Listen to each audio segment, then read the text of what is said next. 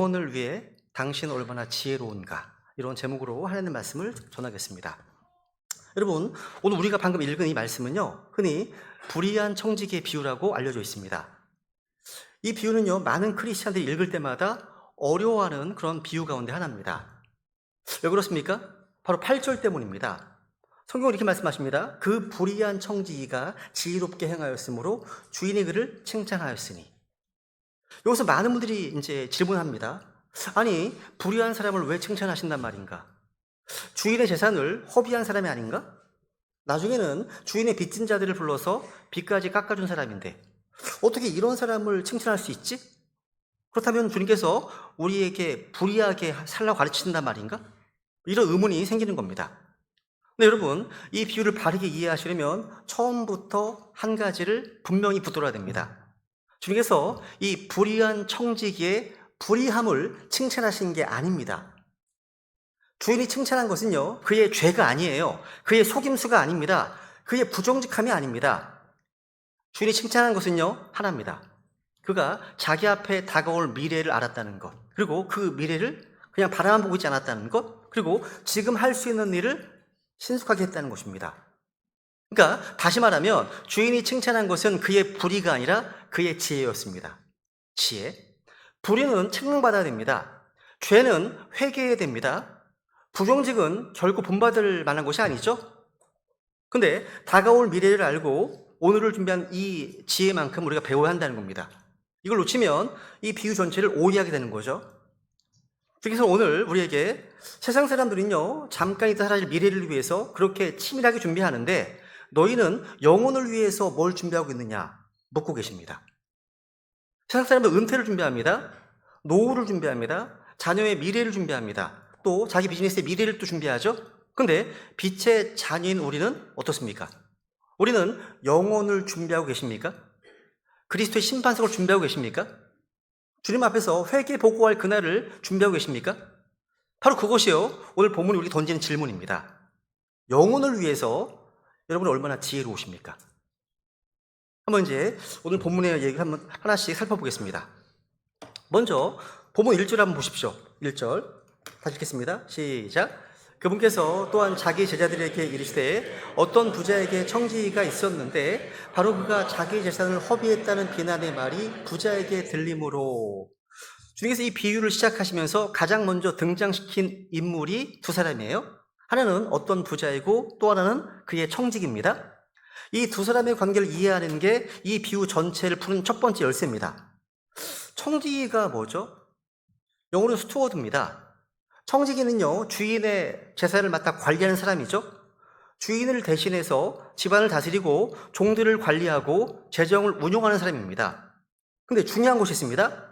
청지기는 주인이 아닙니다. 이게 중요해요.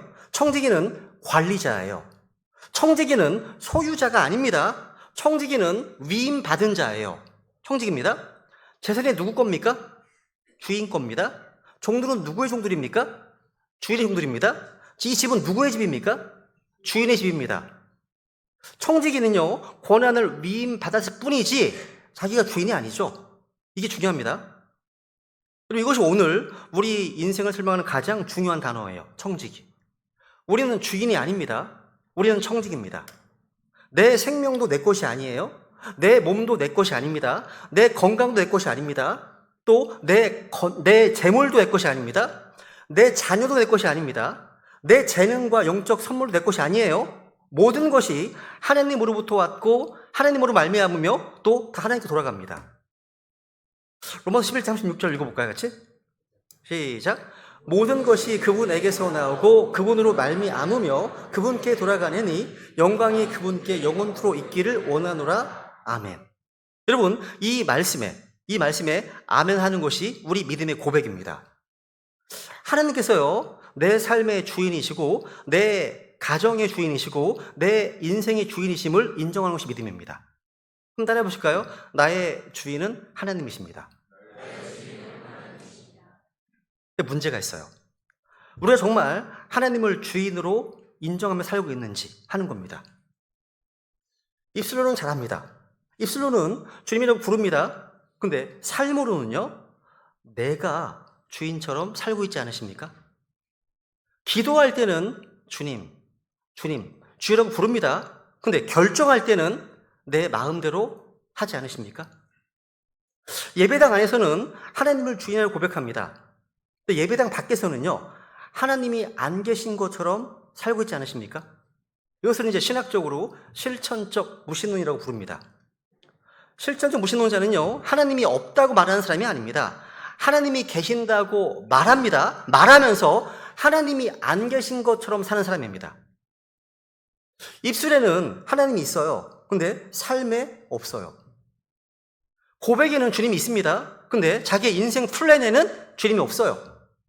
기도에는 주님이 있습니다. 돈을 쓰는 데는 주님이 없어요.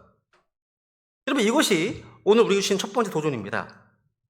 나는 정말 하나님을 주인으로 인정하고 있는가? 아니면 하나님의 것을 맡아놓고도 내 것처럼 쓰고 있지 않은가? 하는 겁니다. 예수님을요, 나의 구원자와 또 마이 로드죠. 나의 주님으로 믿어 구원받았다고 하면서도, 크리스찬이라고 하면서도 내 인생의 주인은 나야 생각하시는 분이 계시다면 그것은 무서운 착각입니다. 우리의 주인은 내가 아닙니다. 하나님이십니다. 성경 분명히 말씀하십니다. 우리는 모두요, 하나님의 것을 맡아 관리하는 청직이에요. 성경 읽어볼까요? 시작. 사람이 우리를 그리스도의 사역자요 하나님의 신비들을 맡은 청지기로 그렇게 여길지어다. 더욱이 청지기들에게 요구되는 것은 신실한 사람으로 드러나는 것이니라. 우리 크리스찬들은요, 그리스도의 사역자이면서 동시에 하나님의 신비들을 맡은 청지기입니다. 그리고 청지기에게 요구되는 첫 번째 덕목이 뭐예요? 능력입니까? 아닙니다. 학력입니까? 아닙니다. 경력입니까? 아닙니다. 청지기에게 요구되는 것은 뭐예요? 신실함입니다. 주님께서 찾으시는 사람은요, 똑똑하기만 한 사람이 아니에요. 말 잘하는 사람만이 아닙니다. 재능이 많은 사람만도 아니에요. 주님 찾으시는 사람은요, 신실한 청지기입니다. 신실한 청지기. 주님 이렇게 물으셨습니다. 누가복음 12장에 보시면 이렇게 물으셨습니다. 주께서 이르시되 그를 자기 주인에게서 그의 집안 사람들을 넘겨받아 다스리며 제때 그들에게 그들 몫의 양식을 줄 그다음 신실하고 지혜로운 청지기가 누구냐? 주께서 찾으시는 청지기는 어떤 청지기입니까? 신실하고 지혜로운 청지기예요. 여러분, 신실하지만 지혜가 없어 부족합니다. 지혜로운데 신실하지 않아 위험합니다. 오늘 본문의 불의한 청지기는 지혜는 있었습니다. 근데 신실하지 못했습니다. 믿을 수가 없잖아요. 그렇죠? 바리새인들은요, 신실한 척 했습니다. 근데 실제로는 신실하지 않았고요, 지혜롭지도 못했습니다. 주께서 원하시는 사람은요, 신실함과 지혜를 함께 가진 사람이에요. 신실하면서도 지혜로운 청지기, 지혜로우면서도 신실한 청지기, 이게 주께서 원하시는 모습이라는 거죠. 그렇다면 하나님께서 우리에게 맡기신 것은 무엇입니까? 우리의 생명입니다. 우리의 건강입니다. 우리의 몸입니다. 우리의 가정이에요. 우리의 자녀입니다. 우리의 재물입니다. 우리의 재능입니다. 우리의 직장입니다. 또 우리의 교회입니다. 등등. 이 모든 것은 내 것이 아니에요. 하나님께서 맡기신 거예요. 성경에 보시면요, 주님께서 말씀하십니다. 하늘에서 주지 아니하시면 아무것도 받을 수 없다. 고린도서 4장에 보시면요, 내가 가진 것 중에 받지 아니한 것이 무엇이냐 말씀하십니다. 없습니다. 다 받은 거예요. 그러니까요, 자랑할 것이 없어요.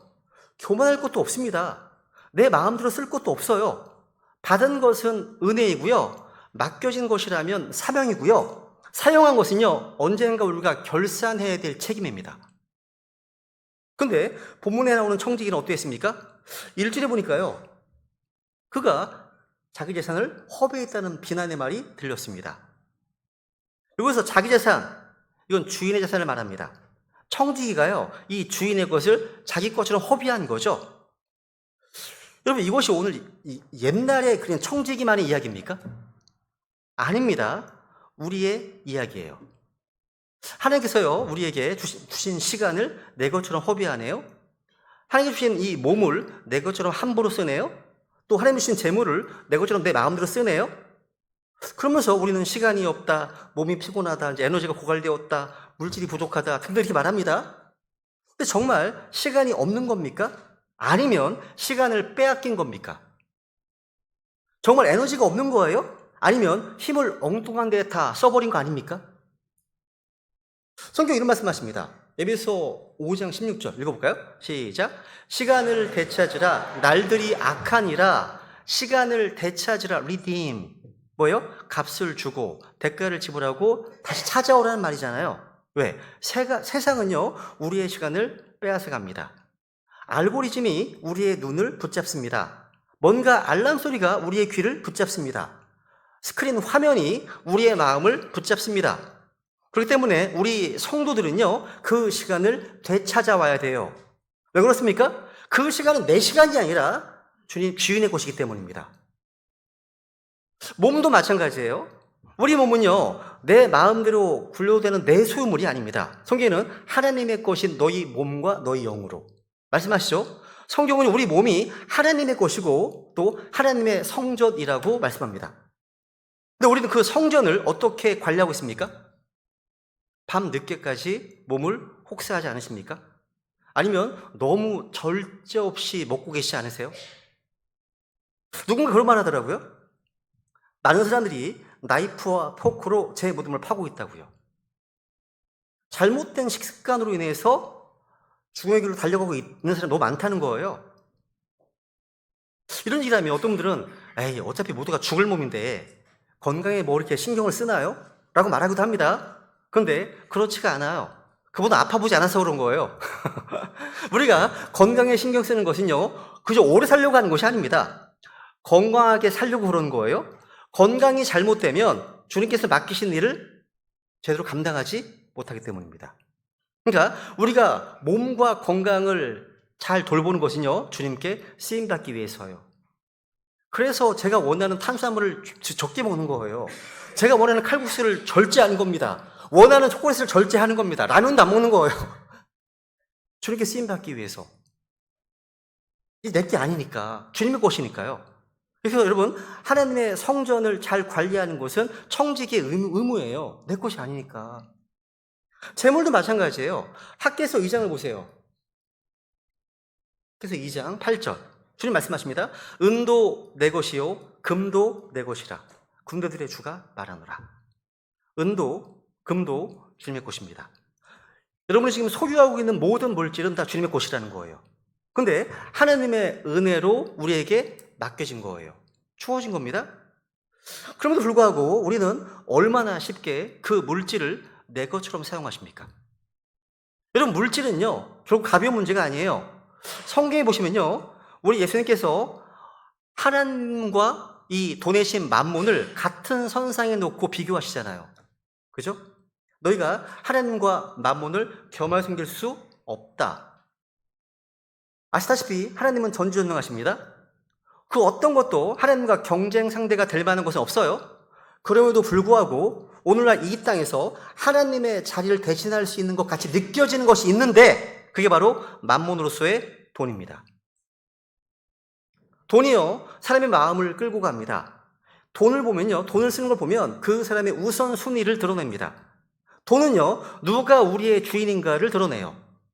예수님은요, 절대로 이 물질의 문제를 가볍게 보지 않으셨습니다. 물질에는 어떤 영적인 파워가 있다는 얘기예요. 예수님께서는요, 하나님과 맘몬을 겸하여 섬길 수 없다고 하셨습니다. 그래서 여러분, 우리 성도에게 필요한 것은요, 단순한 절약 정신이 아닙니다. 성도에게 필요한 것은 청지기 정신입니다. 따라해보세요. 청지기 정신. 이 돈이 내 것인가 주님의 것인가? 이 물질 사용 내역이요, 내 욕심인가 주님의 뜻인가? 이 물질이 내 땅에만 쌓이고 있는가 영혼으로 보내지고 있는가? 이러한 질문을 자주 하셔야 됩니다. 여러분, 이것만도 아닙니다. 재능과 영적 선물, 은사도 마찬가지죠. 어떤 분들에게는 가르치는 은사가 있습니다. 어떤 분들에게는 섬기는 은사가 있습니다. 어떤 분들에게는 찬양하는 은사가 있습니다. 어떤 분들은 위로하는 은사가 있어요. 어떤 분들에게는요, 사람을 세우는 은사가 있어요. 어떤 분들은 귀의 은사가 있어. 조용하던 사람인데 그분에게만 가면 다 얘기해요. 잘 들어주시니까. 근데 그 재능과 은사가 자기 것인 줄 알고 주님의 일에 쓰지 않는다면 그것도 허비죠. 그죠? 재능은요, 장식품이 아닙니다. 내 소유가 아닙니다. 재능은 사명입니다. 누군가 오늘날 사탄이요, 현대인을 파괴하기 위해서 사용하는 가장 무서운 사고방식이 있는데 그것을 이렇게 표현하더라고요. 자아, 신화의 망상. 이렇게 지적했습니다. 이것은 뭐냐면 내가 하나님이라고 하는 생각이에요. 사람들은요, 내가 언제 하나님이라고 말을 했습니까? 그런 얘기 한 적 없습니다. 말하지 모릅니다. 그런데 내 인생, 내 자산, 내 지식, 내가 가지고 있는 모든 것을 내 마음대로 할 수 있다고 생각한다면 자기가 하나님이라고 말하는 건 뭐가 다릅니까? 여러분, 우리가 피조물이라는 사실, 하나님만이 창조주이시고 나는 주님 앞에 피조물이다. 내가 가진 모든 것은 하나님의 것이다. 그걸 진짜 믿으십니까, 여러분? 인정하십니까? 여러분, 주님께서는요, 우리가 얼마나 많이 가졌는지 그것만 보지 않으십니다. 맡겨진 것을 어떻게 사용했는지를 보세요. 한 달란트를 받았든, 두 달란트를 받았든, 아니면 5달란트를 받았든 간에요. 중요한 것은 이겁니다. 받은 것을 주인의 뜻대로 주님을 위해서 사용했는가? 아니면 땅에 묻어놓았는가? 그걸 보신다는 거죠. 오늘 보면 2절에 보십시오. 2절. 읽어볼까요? 한번? 시작.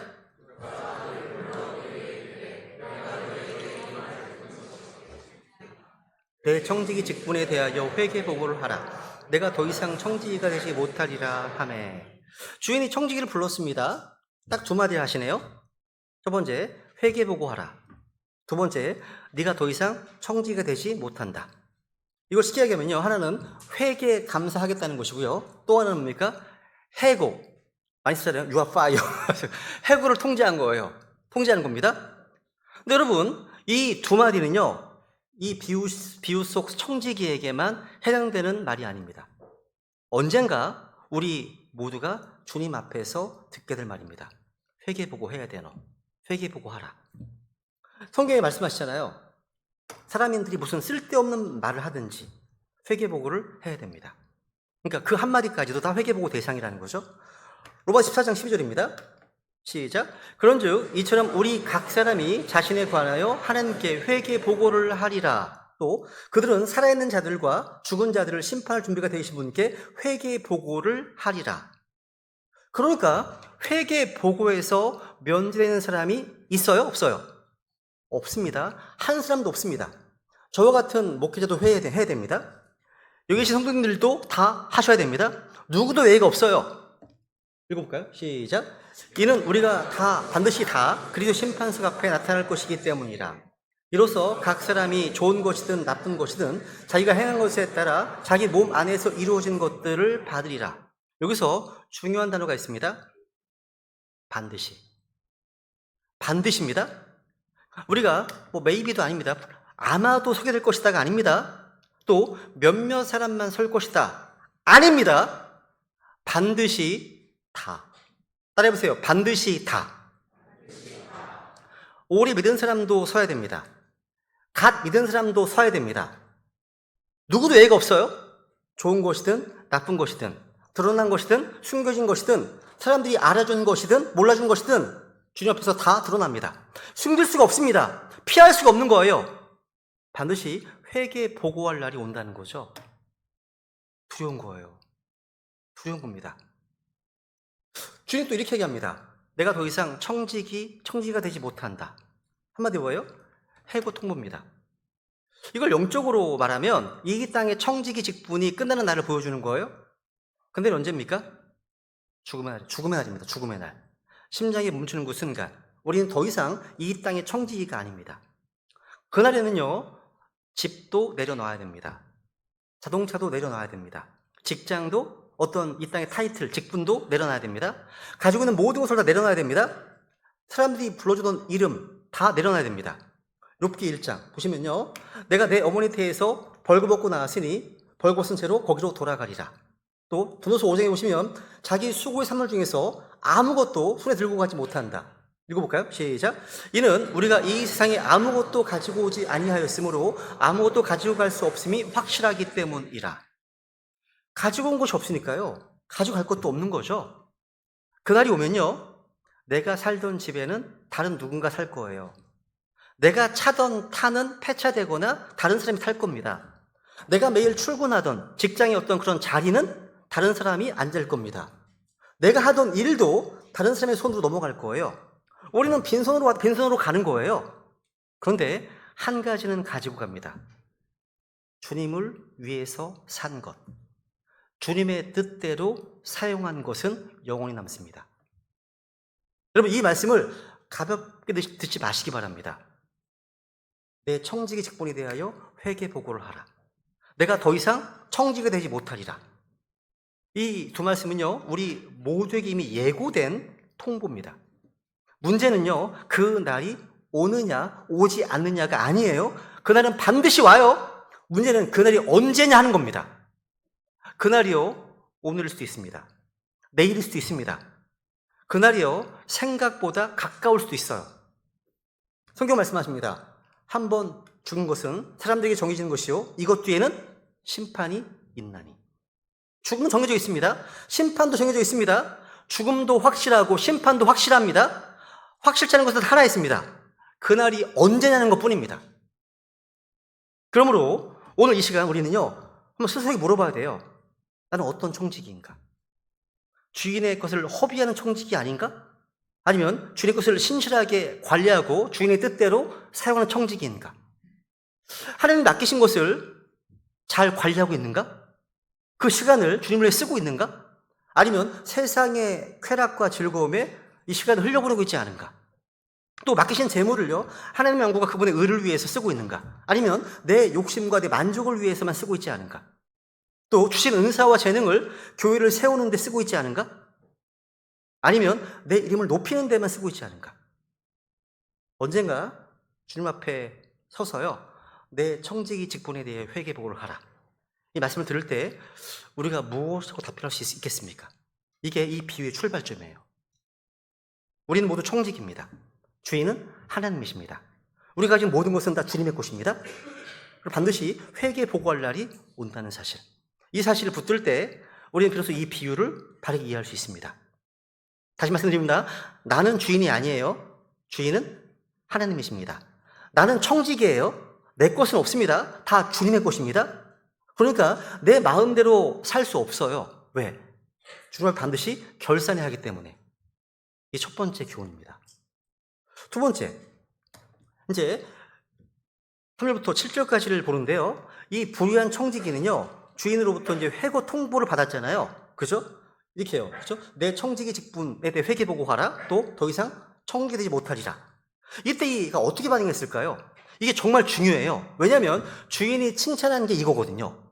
그 반응이었기 때문입니다. 중요합니다. 3절 읽어볼까요? 시작.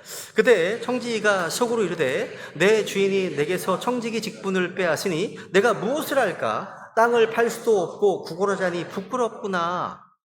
청지기는요, 이 주인의 말을 듣고 자기 현실을 냉정하게 봤습니다. 그는 지금까지요, 큰 부자의 재산을 관리하는 사람이었습니다. 여러분, 본문에 나오는 이 청지기, 굉장히 고위직인 거 알 수 있습니다. 대출 규모를 보세요. 기름 100말, 밀 100석입니다. 기름 100마리면 찾아보니까요, 약 2,300리터에 해당하는 엄청난 양입니다. 밀 100석? 이건 대규모 평화에서 산소되는 양입니다.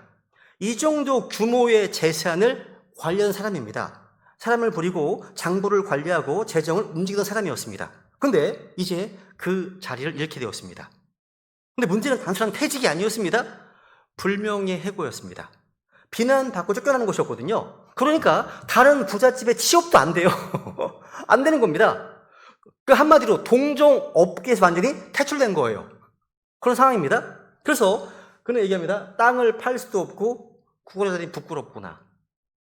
막막한 겁니다. 앞이 캄캄한 겁니다. 분명히 위기죠, 현실이요.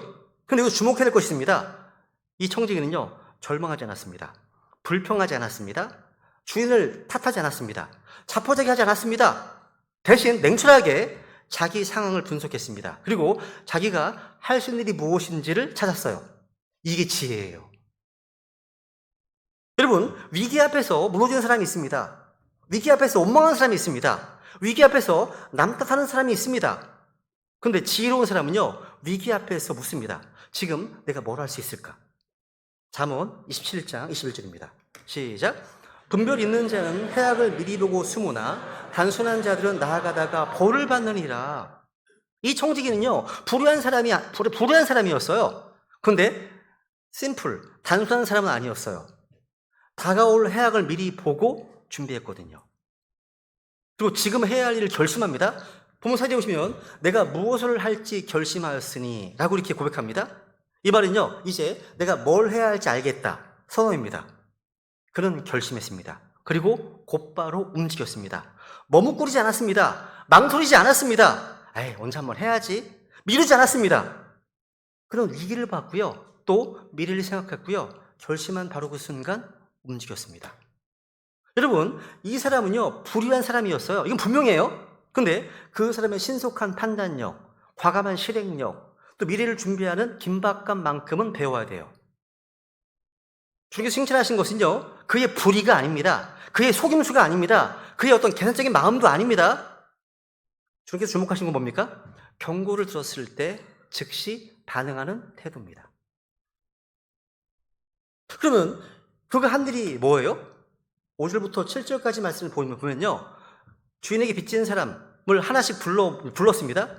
기름 100마를 이제 빚진 사람에게 말합니다. 증서를 가져다가 빨리 앉아서 50마리라고 적으라고 합니다. 또 밀 100석을 빚진 사람에게 말합니다. 네 증서를 가져다가 이제 80석이라고 적으라. 지금 빚진 자들의 빚을 줄여줬습니다. 왜요?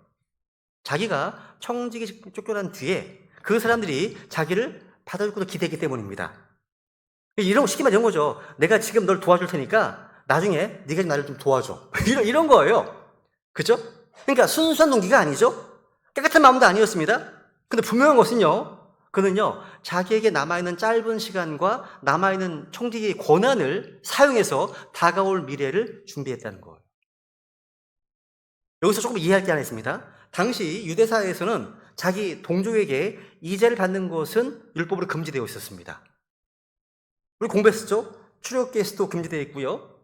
금지되어 있습니다. 또 레위기에서도 금지되어 있고요. 또 신명기에서도 금지되어 있습니다.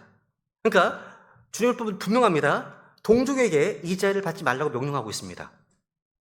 그런데 당시 청지기들은요, 이 율법을 교묘하게 피해가는 방법을 만들었습니다.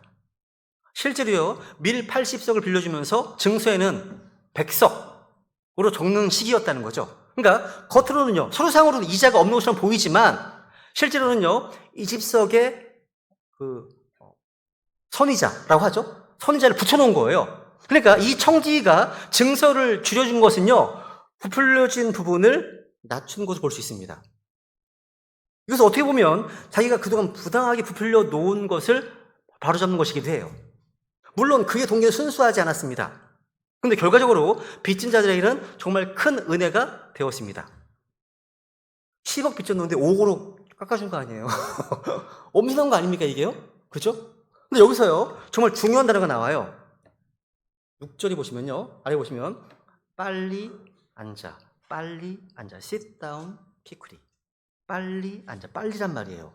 이게 눈에 확 띄었습니다. 이 빨리란 단어는요, 지체하지 말고 머뭇거리지 말고 지금 하라는 거죠. 왜 그렇을까요? 시간이 많지 않았기 때문입니다. 회개 감세가 시작되기 전에, 또 청지기에서 쫓겨나기 전에 자기에게 아직 기회가 남아있을 때 지금 바로 해야 했기 때문입니다. 이 단어를 주목해 보십시오. 빨리. 이 신속함, 이 긴박감, 이것이 이 비유의 핵심 포인트 중 하나입니다. 불의한 청지기는요, 시간이 없다는 것을 알았습니다.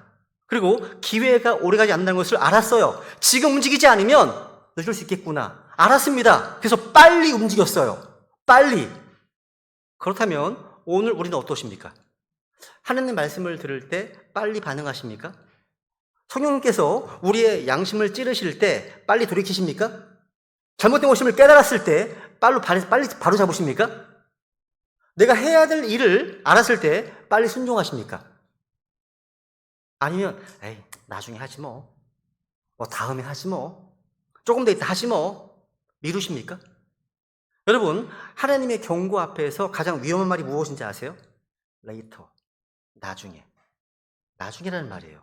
회개도 나중에, 순종도 나중에, 헌신도 나중에, 복음 전도도 나중에, 또 용서도 나중에, 기도도 나중에, 말씀도 나중에. 성경은요, 나중에라고 말씀하지 않으십니다. 성경은요, 오늘. 성경은요, 지금.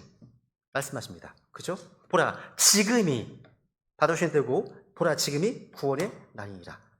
한번 읽어볼까요? 시작.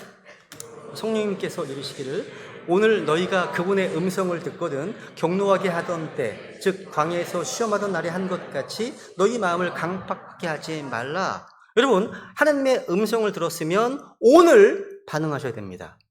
오늘입니다. 오늘. 하나님의 경고를 들었으면 지금 움직여야 됩니다. 왜 그렇습니까? 내일은 보장이 안 돼 있거든요. 내일 우리 것이 아니기 때문입니다. 너는 내일을 자랑하지 말라고 말씀하시지 않습니까? 야고보서 4장 읽어볼까요? 4장 14절 시작. 내일 있을 일을 너희가 알지 못하느니라. 너희 생명이 무엇이냐? 그것은 곧 잠시 나타났다가 사라져버리는 수증기이니라. 우리 인생은 수증기 같습니다. 잠깐 보이다가 사라집니다. 잠깐 있다가 없어지는 게 우리 인생이라는 거예요.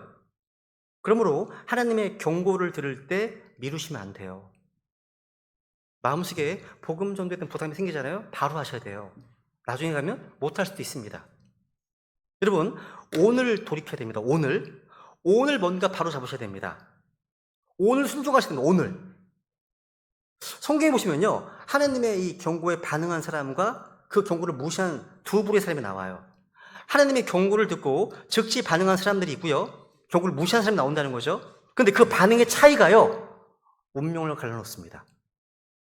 노아, 보실까? 노아? 보시면요, 읽어볼까요? 시작.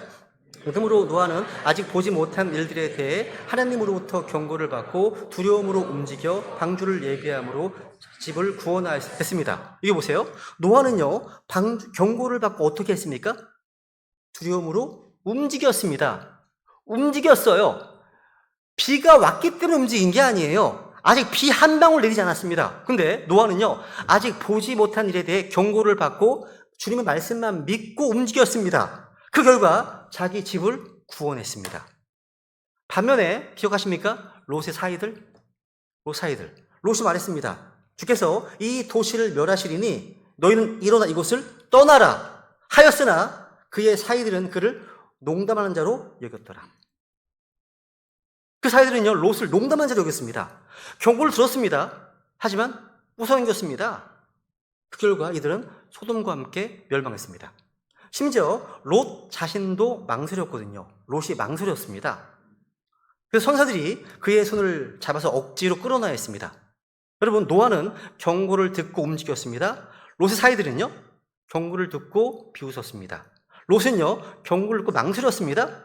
움직인 사람은요, 자신과 가족 모두 구원받았습니다.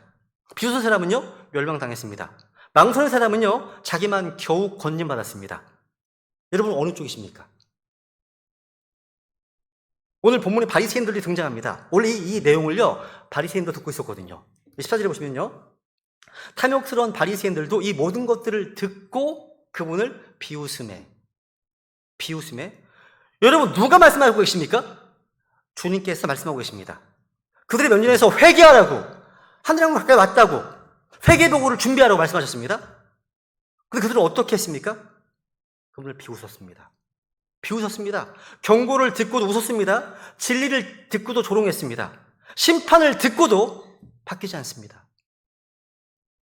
여기서요, 불의한 청지기와 바리새인의 차이가 무엇인지 보이세요? 둘 다 불의했습니다. 청지기도 불의했고 바리새인도 불의했어요. 근데 반응이 달랐어요. 반응이요? 불의한 청지기는요, 주인의 경고를 아주 심각하게 받아들였습니다. 바리새인들은요, 그 경고를 비웃었습니다. 불의한 청지기는요, 즉시 움직였습니다. 빨리. 그죠? 바리새인들은요, 그 자리에 그대로 있었습니다. 불의한 청지기는 자기의 미래를 준비했습니다. 바리새인들은요, 다가오는 진노를 준비하지 않았습니다. 둘 다 불의했습니다. 근데 반응은 달랐어요. 둘 다 경고를 들었습니다. 결과는 완전히 딴판입니다. 결과는요. 여러분, 이걸 오늘 우리에게 적용해야 됩니다. 주님께서는 우리에게 지금도 경고하십니다. 성경 말씀을 통해 경고하십니다. 또 이 설교를 통해서 경고하십니다. 때로는 환경과 상황을 통해 경고하십니다. 때로는요, 양심의 소리를 통해서, 아니면 다른 지들의 권면을 통해서 경고하십니다. 그때 우리는 어떻게 반응하십니까? 이 중요해요. 노아처럼? 아니면 롯의 사이처럼? 롯처럼? 아니면 바리새인처럼? 그 반응의 차이가 결과를 만듭니다. 이 말씀의 핵심은 이거예요. 경고를 들었으면 움직이시라는 거예요. 말씀을 들었으면 순종하셔야 됩니다. 기회가 있을 때 준비하시라는 거죠. 이 불의한 형제들은 빨리 움직였습니다. 하물며 빛의 자인의 우리가 미루고 있다면 이건 부끄러운 일입니다. 세 번째. 그러면 이제 이 비유에서 가장 핵심이 되는 8절을 보겠습니다. 8절, 다시 이렇게 8절. 시작. 그 불의한 청지기가 지혜롭게 행하였으므로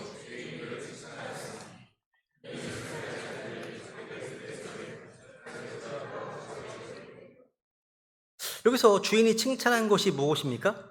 불의가 아닙니다. 지혜입니다. 본문은 뭐라고 말씀하십니까? 본문은 그가 불의하게 행하였으므로 라고 말하지 않습니다. 그가 지혜롭게 행하였으므로 라고 말합니다. 영어에는 wisely 라고 되어 있죠. 잘 보세요. 지혜롭게 라고 되어 있지 rightly, 옳게 행했다고 하지 않았습니다. honestly, 정직하게 행했다고 말하지 않았습니다. faithfully, 신실하게 행했다고 하지 않았습니다. wisely, 오직 지혜롭게 행했다고 했습니다. 이 한 단어를 놓치면 이 비유 전체를 오해하게 됩니다.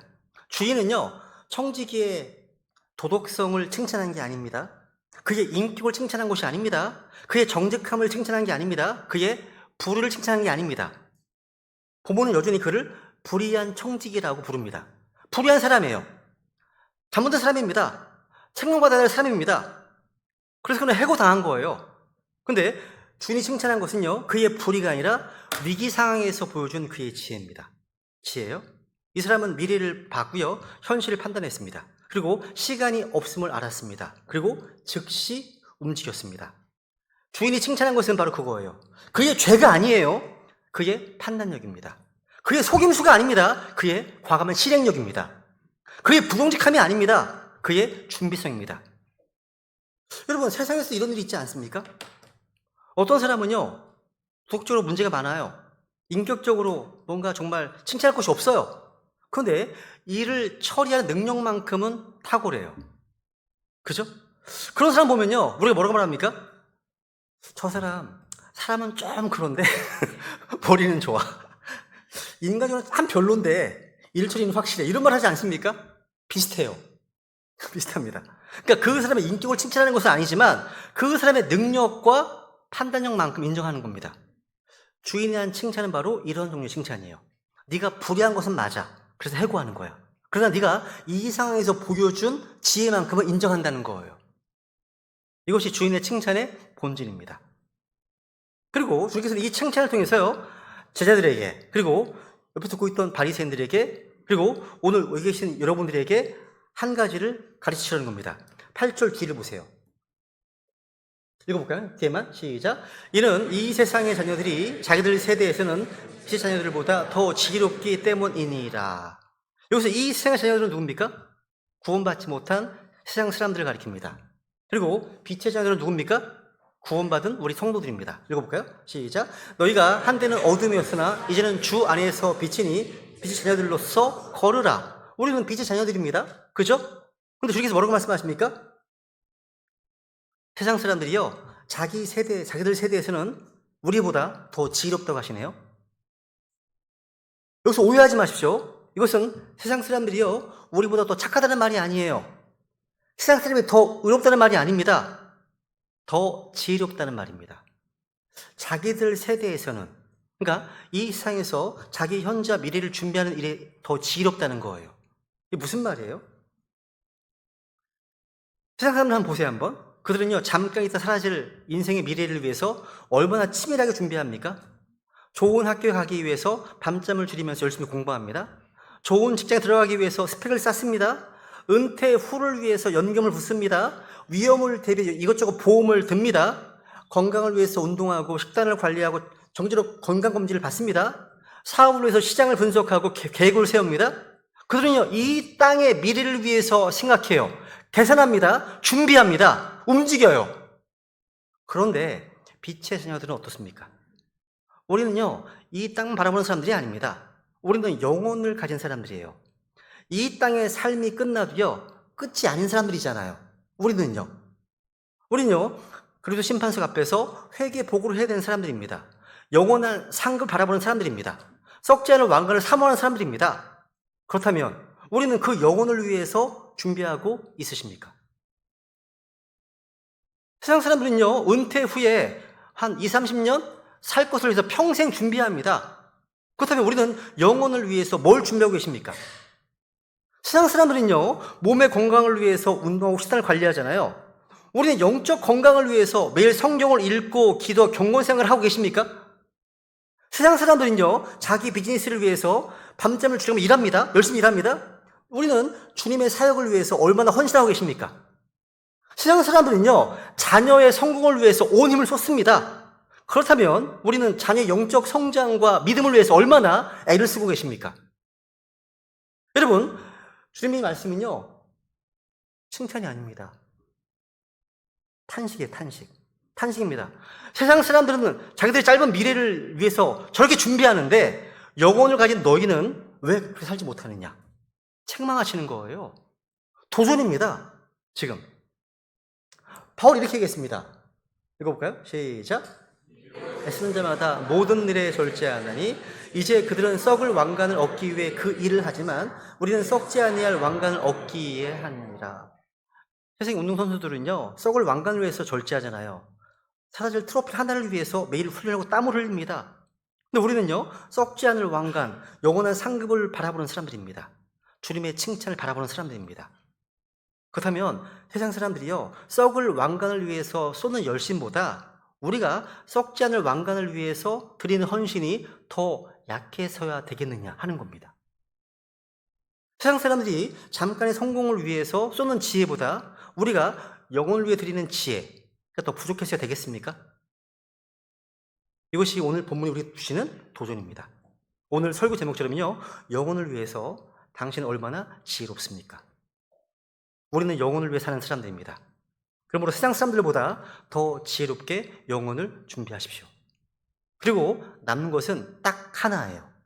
사람의 칭찬이 아니에요. 세상의 성공이 아닙니다. 잠깐의 편안함이 아닙니다. 쌓아둔 재물이 아닙니다. 마지막에 남는 것은요, 주님께서 기뻐하시고 칭찬하실 것인가 하는 거예요. 그날 주님 앞에서 잘하였도다 선하고 신실한 종아, 이 한마디를 듣는 것이 가장 복된 인생인 거예요. 마지막 구절입니다. 읽어볼까요? 시작.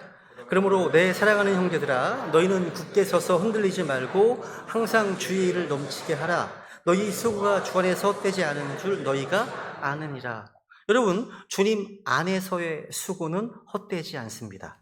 근데 주님 밖에서의 세상 수고는 헛됩니다. 헛되고 헛되며 헛되고 헛되니 모든 것이 헛되도다. 헛됩니다. 여러분, 그런데 주님 안에서의 수고는요, 사람이 몰라줘도 헛되지 않습니다. 세상이 알아주지 않아도 헛되지 않습니다. 당장 열매가 보이지 않아도 헛되지 않습니다. 주님을 위해서 드린 것은 결코 헛되지 않습니다. 우리가 이 세상에서 어떤 칭찬을 듣는 것보다, 사람들에게 인정받는 것보다 더 귀한 것이 있어요. 그게 뭐예요? 주님께로부터 칭찬받는 겁니다. 그죠? 여러분, 잘하여도다 선하고 신실한 종아, 이 한마디면 충분해요. 충분합니다. 사람의 박수보다, 세상의 성공보다, 잠깐의 명예보다 주님의 칭찬이 더 귀합니다.